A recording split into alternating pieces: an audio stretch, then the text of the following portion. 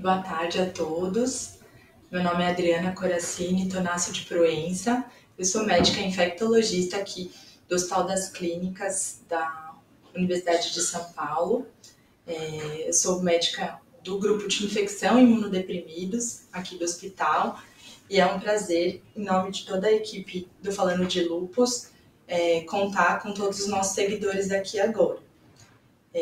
Nós queríamos lembrar que o objetivo dessa videochat é discutirmos questões gerais e amplas de Covid-19 em pacientes com lúpus e não de recomendações terapêuticas individuais, né? Então, muito obrigada por todos que mandaram perguntas desde a nossa chamada. É uma sessão muito importante por conta da relevância desse tema agora, e a gente conta com toda a participação de vocês aí para conduzir as respostas, tá bom? Então, nós já compilamos várias das perguntas que mandaram desde quarta-feira, e se sobrou alguma dúvida, vocês podem continuar mandando, que o que a gente conseguir responder, a ideia é tentar sanar quaisquer dúvidas sobre esse assunto, tá?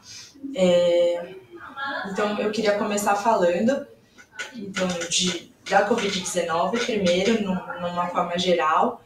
Então, é uma doença respiratória, que a ideia é que, sendo uma doença respiratória, a forma de contágio também vai ser principalmente por contato com secreções respiratórias e inalação de gotículas que possam vir de pacientes infectados, né? É um vírus de uma família já conhecida, de outros 4 vírus que circulam na comunidade, outros 4 coronavírus que têm um impacto muito menor e que já circulam entre a gente. Esse é um novo integrante aí dessa família, né? A apresentação clínica a gente está vendo na prática que pode ser muito diversa, mas alguns sintomas são muito frequentes. Então, tosse, seca principalmente, febre, pelo menos metade das pessoas em geral tem febre,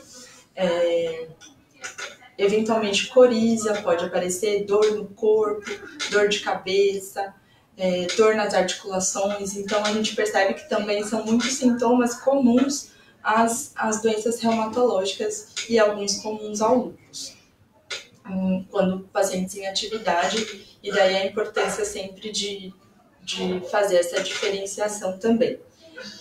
O diagnóstico da Covid-19 é feito procurando, inicialmente, o vírus na via respiratória, então a coleta de material respiratório com suave, que é um cotonete grandão que a gente usa para coletar material lá de dentro da narina e da orofaringe, né? E aí a gente procura o material genético do vírus nessas secreções, tá? E através do resultado positivo a gente consegue confirmar que aquele paciente está infectado pelo coronavírus. A outra forma mais recente que a gente tem disponível agora é o teste sorológico, que é um teste de sangue, que a gente vai tentar medir a produção dos anticorpos contra o vírus. Então, se a gente vai medir anticorpos contra o vírus, vai ser um teste que vai demorar um pouquinho mais para a gente poder fazer. Então, a pessoa precisa ter pelo menos 2 semanas aí de sintomas para ela começar a ter anticorpos positivos no sangue detectáveis pelos métodos que a gente tem disponível. Então, essas seriam as principais formas de diagnóstico, além, é claro, da avaliação clínica e da avaliação radiológica, que é fazer uma tomografia, um raio-x de tórax, que esse vírus causa um padrão muito peculiar e sugestivo. A gente tem visto que podem ser padrões muito variados, mas a maioria dos pacientes tem um padrão bem sugestivo de coronavírus e tem auxiliado bastante no diagnóstico também. Então, eu queria começar com algumas perguntas importantes com relação aos pacientes com lúpus, depois dessa breve introdução. Então, a Lucileide perguntou com relação às chances dos portadores de lúpus terem Covid. Então, lembrar que as medidas de precaução para não aquisição do coronavírus é igual para todo mundo, para os transplantados, para os lúpicos, para os pacientes saudáveis. Então, a chance de aquisição é muito similar entre as pessoas e independe dos problemas de saúde dela. Depende muito mais das medidas de isolamento social, das medidas de afastamento entre as pessoas, da higiene das mãos constante, dos cuidados em relação ao como se portar em ambientes públicos, não ficar a menos de 1,5 metro, 2 metros dos outros indivíduos, não encostar em superfícies públicas sem depois imediatamente higienizar as mãos, evitar reuniões com muitas pessoas. Então, todas essas medidas são as que de fato ajudam a diminuir a aquisição, e isso é igual para todo mundo, né? A Rosana, ainda nesse tema, perguntou: mesmo usando máscara e tomando todos os cuidados necessários, eu posso pegar o Covid? Isso também depende do lúpus. Então, a gente sabe que usar a máscara pode ajudar, né, no sentido de evitar de inalar gotículas de pessoas que podem tossir perto da gente, ou que podem emitir perdigotos ao falar, mas isso também, de novo, é igual para todo mundo, para o paciente lúpico, para o paciente e para o cidadão que não tem nenhuma doença de base, tá? Com relação aos cuidados, os outros cuidados são esses todos que eu falei, e focar muito na higiene das mãos, que acho que talvez seja até mais importante do que o uso da máscara. Lembrar que a máscara, para a gente utilizar o dia inteiro, por exemplo, muitas vezes ela umedece, e assim que ela umedece por conta da nossa própria respiração, ela perde a eficácia de barreira, né? Então, a gente teria que trocar a máscara a cada 3 a 4 horas para conseguir com que ela se mantenha íntegra com essa finalidade. Agora, com relação aos sintomas no paciente lúpico. Então, a gente sabe que algumas medicações que os pacientes lúpicos tomam, como corticoide, por exemplo, pode minimizar um pouco os sintomas inflamatórios da doença, do COVID, tá? Então, pode eventualmente mascarar um pouquinho a febre, ter febre mais baixa, ter um pouco menos de sintomas constitucionais, que a gente fala que é aquela prostração importante, mialgia. Então, eventualmente, usuários crônicos de corticoide poderiam ter sintomas um pouco menos intensos no início da doença, tá? Mas isso é uma suposição baseado no que a gente sabe para outras síndromes virais. Não tem nenhum trabalho avaliando isso especificamente no paciente lúpico, mas são coisas que a gente tem em mente, tá?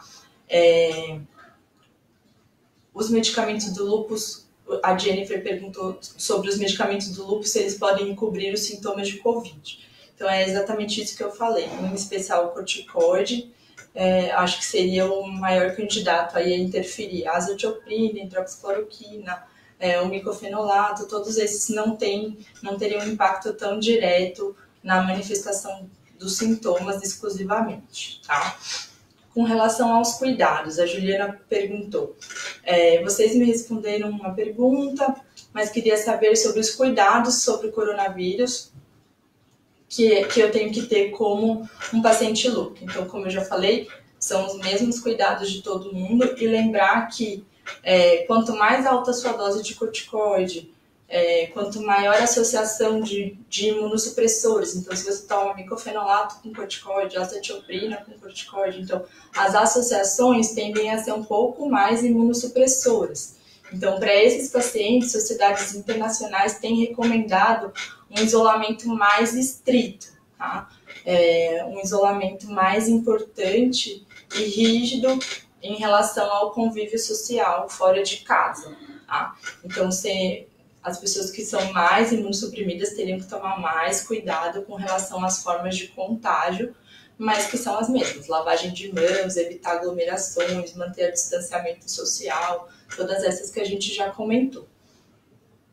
Com relação à imunidade e fortalecimento do sistema imunológico. Então, a gente sabe que não tem que o paciente lúpico, assim como outras doenças autoimunes, mas em especial o lúpus, pode levar a uma depressão do sistema imunológico, né? Mas é importante lembrar que a depressão do sistema imunológico não acontece só pelo uso dos imunossupressores, né? Então, lembrar que se o lúpus estiver em atividade, por si só, isso é uma imunossupressão importante, talvez pior do que a imunossupressão garantida pelo tratamento, tá? Então, abandonar o tratamento por achar que o medicamento imunossupressor que está sendo usado para o tratamento do lúpus pode interferir negativamente na sua evolução se você pegar Covid, isso não é totalmente verdadeiro, porque a gente sabe que se você suspender o seu tratamento e ficar em atividade do lúpus, isso com certeza vai ser muito pior se você pegar o coronavírus nessa situação,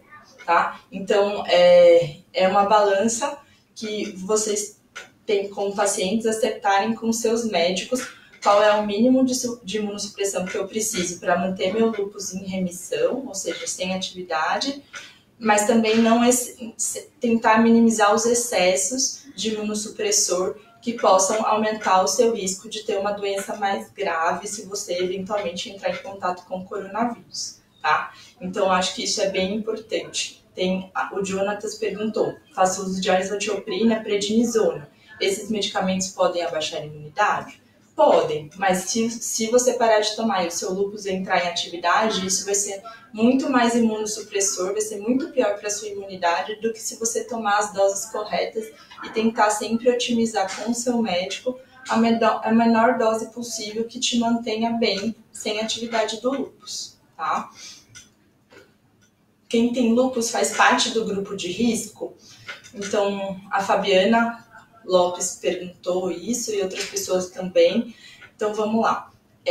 Com relação aos grupos de risco para ter pior evolução do Covid, nas publicações que a gente tem disponíveis, que são na sua maior parte da China, os principais grupos que tiveram relação com maior mortalidade, maior gravidade da doença, foram os pacientes que tinham doenças cardiovasculares, então pacientes com insuficiência coronariana, ou seja, que já tinham infartado, pacientes com insuficiência cardíaca, pacientes hipertensos, pacientes diabéticos, foram muito mais prevalentes esses pacientes nos grupos que evoluíram a óbito do que nos pacientes que evoluíram bem. Então, a gente viu que, por enquanto, os fatores de risco mais importantes são esses que eu falei.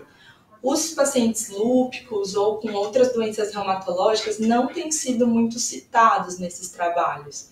Isso não quer dizer que seja mais leve, ou que, na verdade, isso quer dizer que a gente não sabe ainda qual é a real evolução dos pacientes reumatológicos com o Covid-19, tá? Tem uma publicação, acho que de 20 pacientes, que nem eram todos confirmados e eram todos de artrite reumatoide, nenhum de lúpus, tá? E que não tiveram evolução pior do que o habitual da população em geral, tá?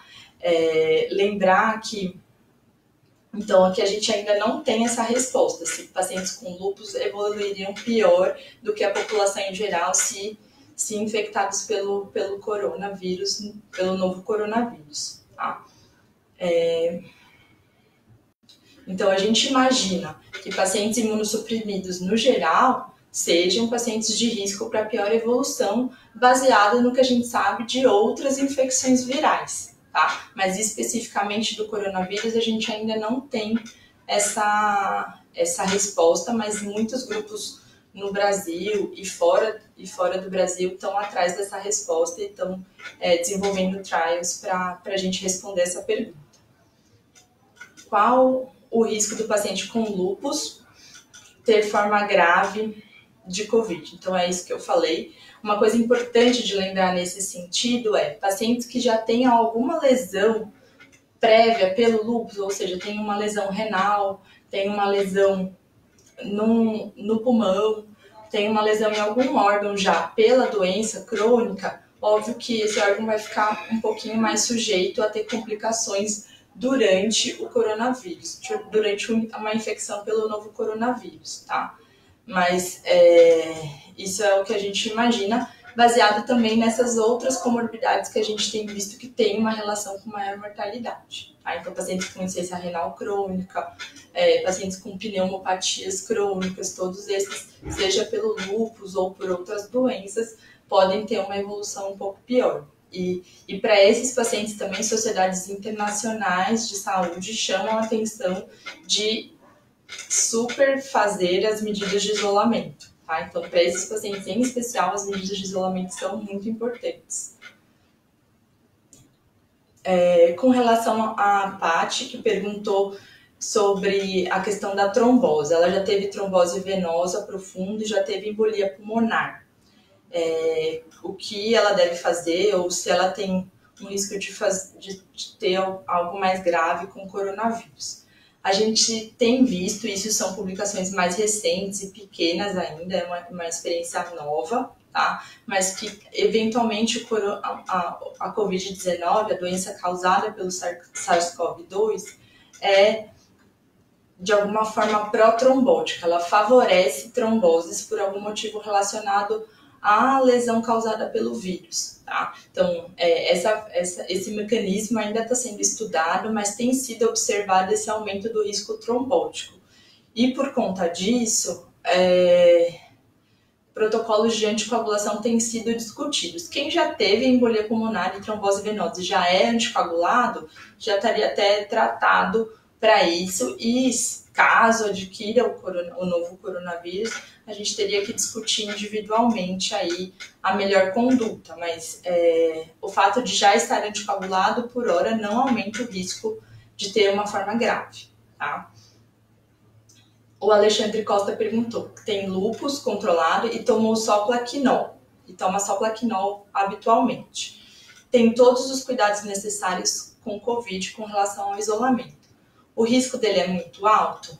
Não, provavelmente não é muito alto. Óbvio que a gente também está estudando isso agora, então a gente não tem uma resposta definitiva, mas se ele está com lúpus controlado já é ótimo, né? Se ele não precisa tomar imunossupressor, então lembrar que a hidroxicloroquina e a sulfasalazina não são considerados pelas sociedades internacionais e nacionais como imunossupressores, mas sim imunomoduladores, e eles não se encaixariam na grade de risco aumentado de evolução pior, por exemplo, como os outros imunossupressores, tá? Então, só o Plaquenil, que é a hidroxicloroquina, não aumenta o risco de uma doença mais grave.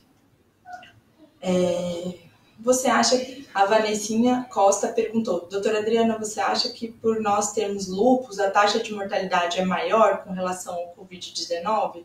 Então, é o que a gente já respondeu.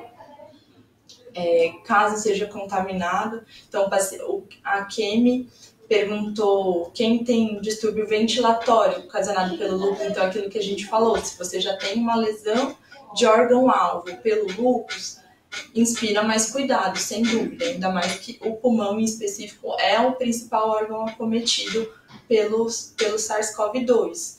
Então, a gente teria que ficar, sim, mais atento a possivelmente ter uma forma mais grave pelo pulmão já ter lesões prévias, tá? Baseada no que a gente já sabe de outros vírus para os quais funciona da mesma maneira. Como devo proceder em relação à presença de sintomas gripais e uma pessoa com um diagnóstico confirmado em casa? Então, considerando aí que um paciente tem lúpus, né, e tem alguém em casa positivo, tá? Então, a Ana Caroline tem lúpus e Sjögren, tinha alguns sintomas gripais e tem uma pessoa positiva em casa. O que ela deve fazer? Então, para essa paciente, é importante que alguém, um médico de preferência ou uma equipe de saúde, tenha conhecimento de que ela tem sintomas. Se os sintomas se mantiverem leves, ou seja, coriza, um pouco de tosse, mas sem febre, sem falta de ar, sem prostração muito intensa. Então, se ela não tiver esses sintomas que eu falei, ela poderia se manter em casa, vigilante nesses sintomas e pensar em procurar um pronto atendimento caso ela evolua com uma prostração muito intensa, febre contínua, mais de 3 dias de febre persistente, falta de ar a qualquer momento. Nesse sentido, ela deveria procurar um pronto atendimento. Agora, com relação aos cuidados dentro de casa, o ideal é, se você tem uma pessoa positiva, que essa pessoa positiva fique restrita a um cômodo da casa com banheiro de preferência e que essa pessoa exclusivamente use aquele banheiro e fique naquele cômodo, tá? Que toda a alimentação seja entregue para ela e ela faz a refeição dentro desse cômodo sem contato com os demais habitantes da casa, tá? É importante frisar que tudo que essa pessoa tocar, manusear, etc., copo que ela beber água, tudo isso deve ser prontamente lavado. E a pessoa que tiver contato com esses objetos... um pouquinho. Acho que eu falei muito. As pessoas que tiverem contato com esse objeto, é importante lembrar da higiene das mãos, tá? E aí, de fato, essa pessoa tem que ficar isolada nesse cômodo por pelo menos 2 semanas a partir do início dos sintomas, tá? Então, uma questão é a questão do controle dentro de casa de uma pessoa positiva, que deve ficar restrita e isolada dos demais habitantes da casa.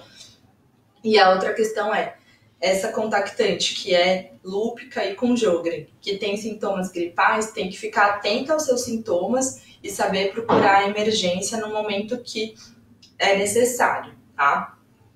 Idealmente, alguns hospitais têm conseguido fazer telemedicina com esses pacientes.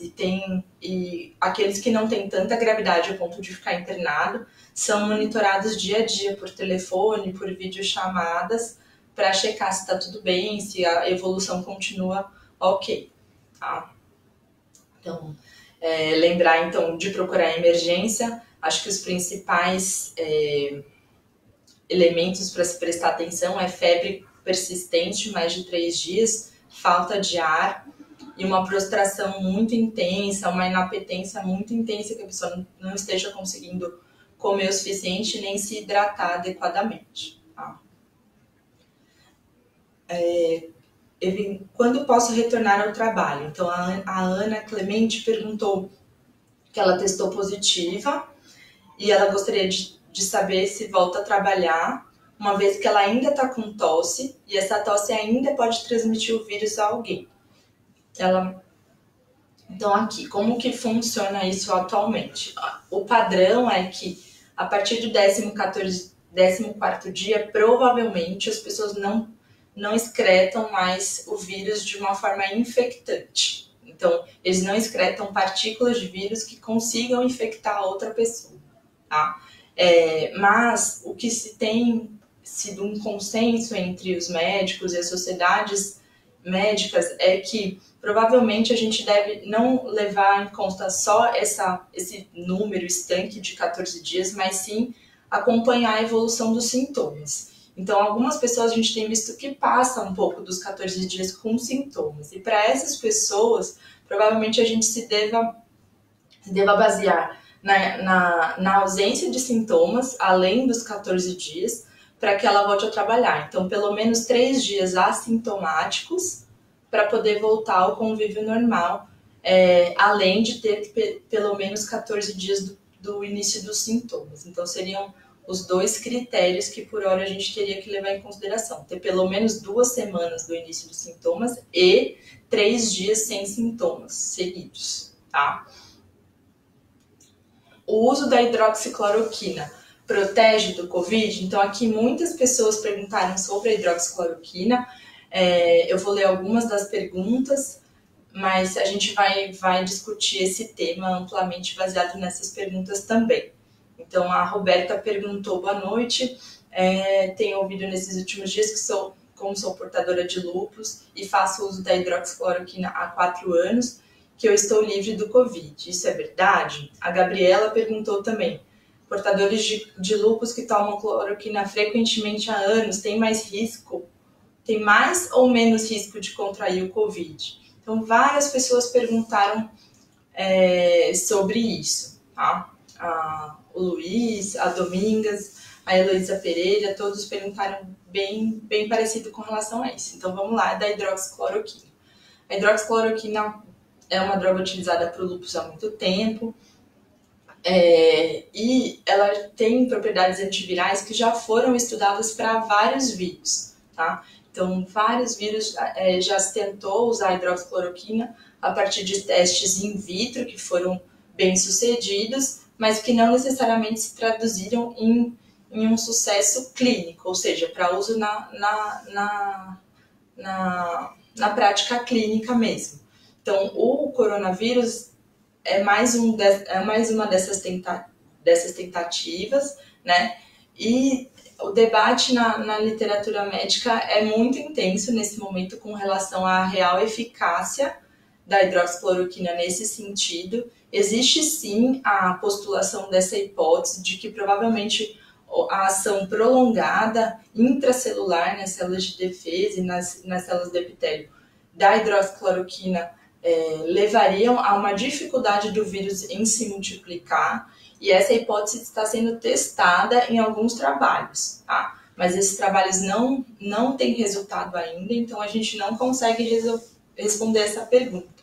Então foi uma pergunta da comunidade médica que causou uma comoção mundial aí pela corrida em busca da hidroxicloroquina. Então essa é uma das condições que está sendo estudada. O uso da cloroquina cronicamente poderia diminuir a chance da pessoa adquirir o vírus ou eventualmente de ter uma forma menos grave? Não sabemos ainda e estamos estudando isso para conseguir responder essa pergunta, tá? Não existe nenhum estudo liberado hoje com essa resposta, tá? Nem americano, nem europeu, nem chinês.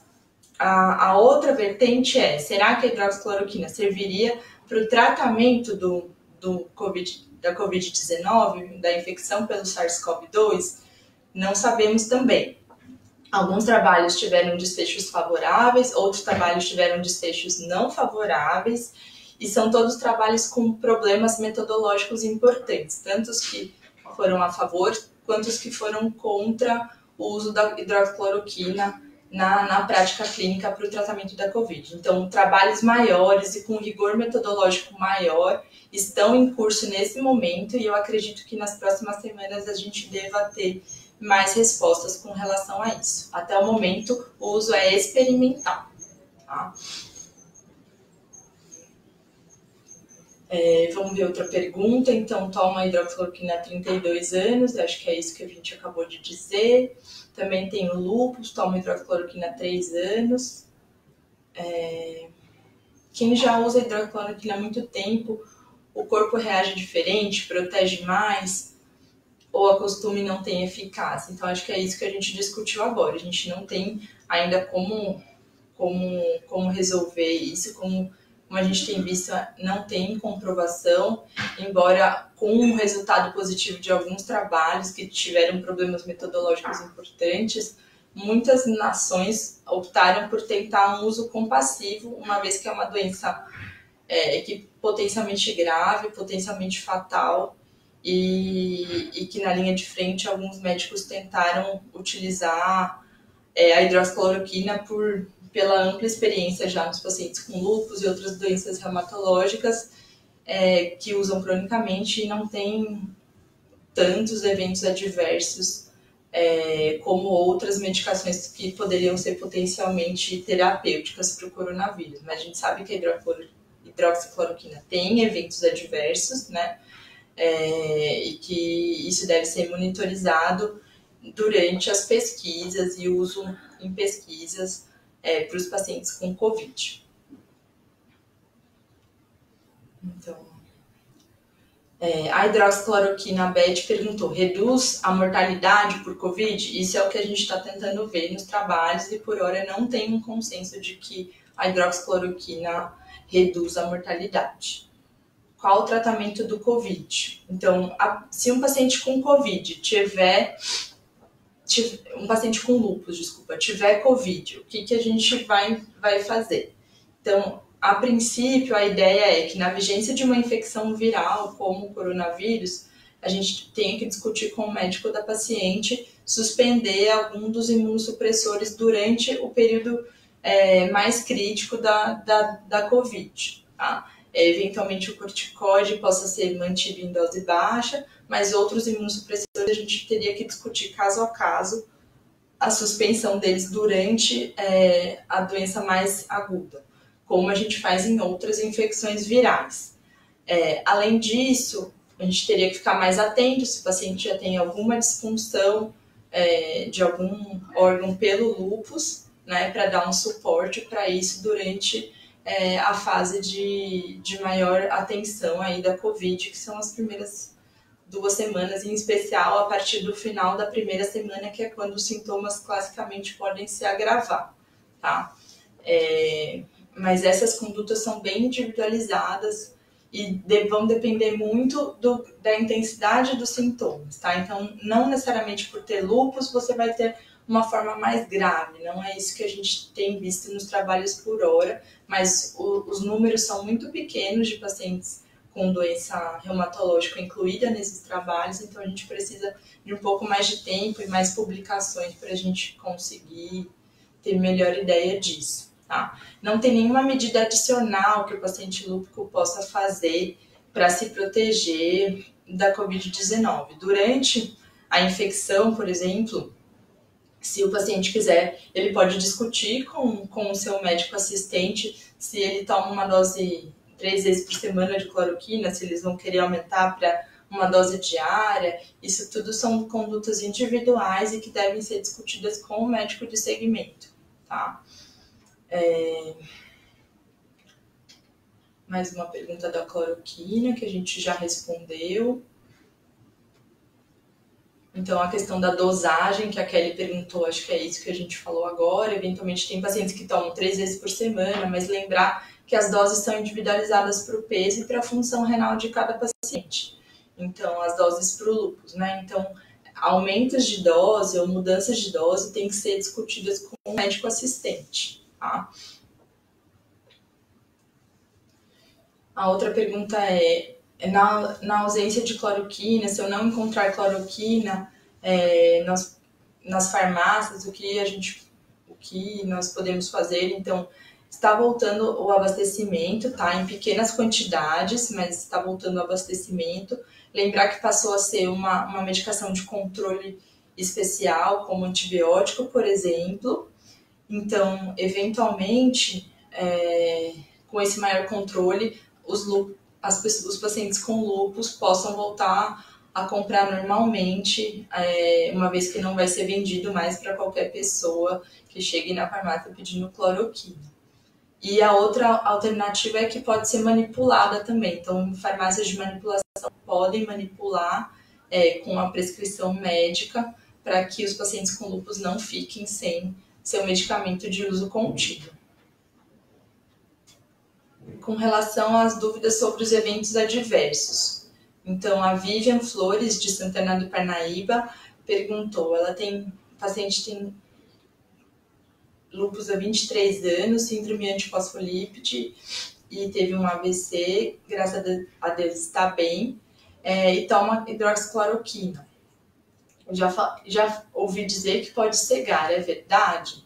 Então, para alteração visual, a droga é bastante segura, deve ser feito um monitoramento durante o uso da cloroquina a longo prazo, como é feito no lúpus, e os reumatologistas sabem muito mais do que eu disso e já estão muito habituados a usar a droga e saber quais são os tempos de necessidade aí de avaliação oftalmológica, tá?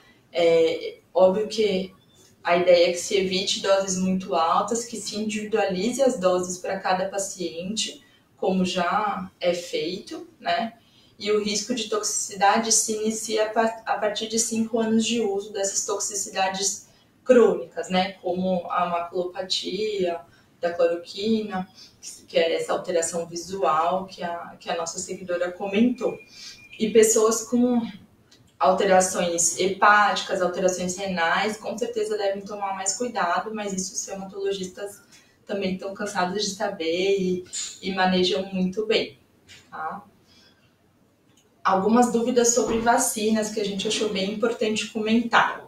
Então, a Angelita Gomes perguntou, quero saber sobre a vacina que estão criando, se for com vírus vivos, não teremos nenhuma ajuda?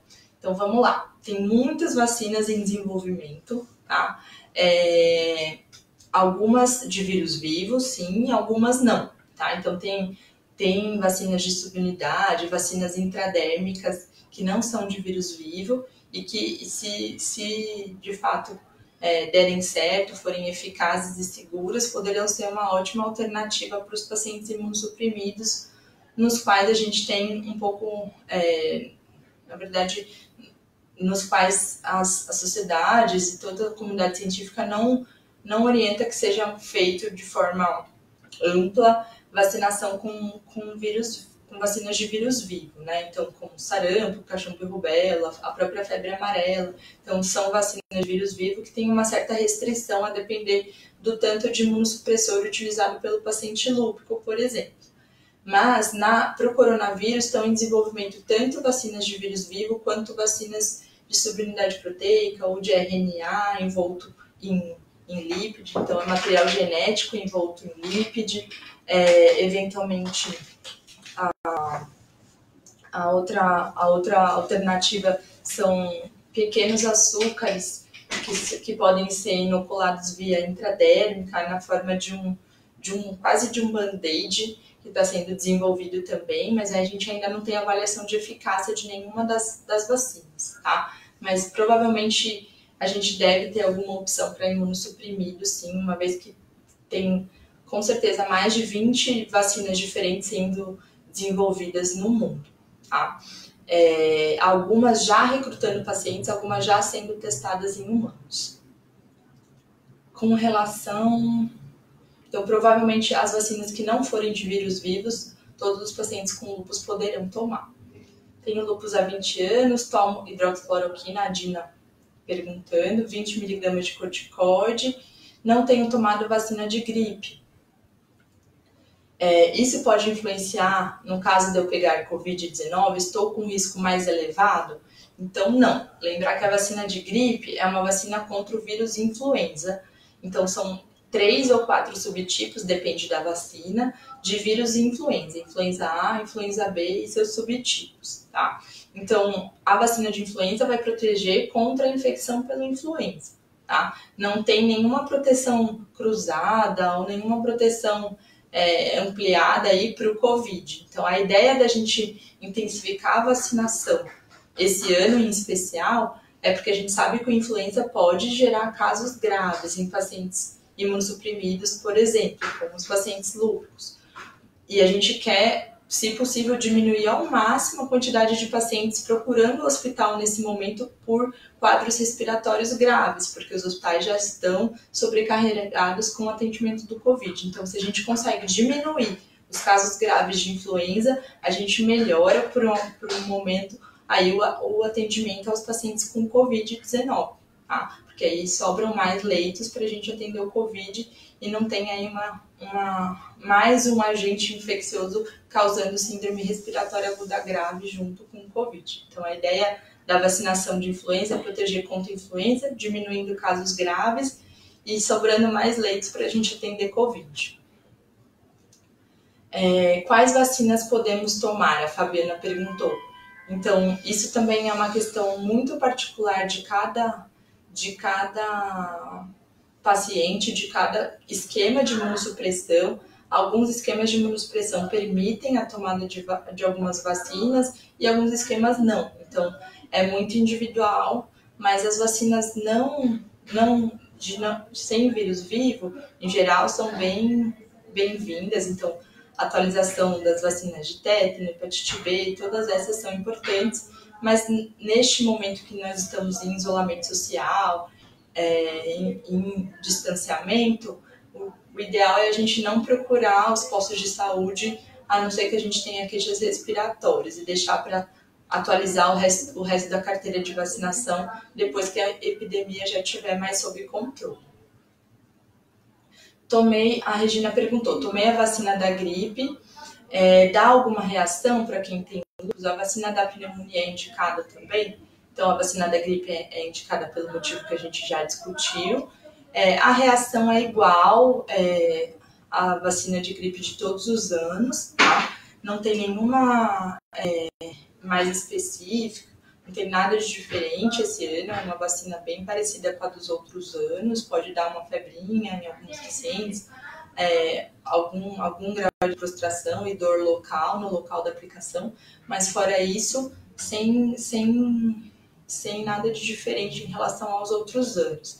A vacina de pneumonia é indicada para os pacientes lúpicos, mas talvez agora não seja o melhor momento para sair para tomar, né? Pelo motivo de diminuir aí o contágio, tá? Mas depois de controlar a epidemia, a vacina de pneumonia, sim, é uma vacina importante do paciente lúpico tomar. Renata Magno, devo tomar a vacina de H1N1 novamente esse ano? Sim. Lembrar que na vacinação de influenza, uma única vacina protege contra o influenza H1N1, que é a pergunta da Renata, mas também protege contra outros influenzas, tá? Então, é uma vacina aí que tem uma proteção mais ampla contra os vírus influenza. Vamos lá. Tem mais algumas perguntas aqui. Pacientes lúpicos em remissão com uso de hidroxicloroquina podem atuar na linha de frente?